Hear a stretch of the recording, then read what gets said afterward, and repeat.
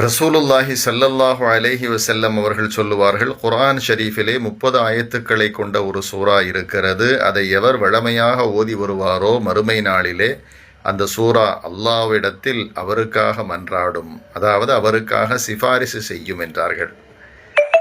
அது என்ன சூரா என்று பெருமானார் சொல்லும் பொழுது, அதுதான் தபாரக்கல்லதி பியதிஹில் முல்கு வஹுவ அலா குல்லி ஷைஇன் கதீர் என்று துவங்கும் சூரா என்று அடையாளப்படுத்தினார்கள். அதாவது இந்த சூறாவை வழமையாக ஓதி வந்தால் மறுமை நாளில் நம்முடைய பாவ மன்னிப்புக்காக ரப்பிடத்தில் மன்றாடும், நமக்காக மறுமையில் ஷஃபாஅத்து செய்யும், பரிந்து பேசும் என்பதை ஸல்லல்லாஹு அலைஹி வஸல்லம் அவர்கள் சொல்லித் தந்தார்கள். நல்லோர்களே, இந்த சூரத்துல் முல்க் 29வது ஜுஸுவினுடைய ஆரம்பமாக இந்த சூரா பதிவிடப்பட்டிருக்கிறது. எனவே இதை ஒவ்வொருவரும் ஓதுங்கள், அல்லாஹ் பாதுகாப்பானாக.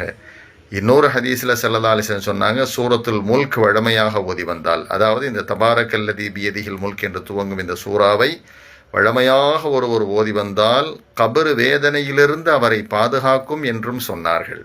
ஓதுவோம், பலன் பெறுவோம். அல்லாஹ் கிருபை செய்வானாக. ஆமீன்.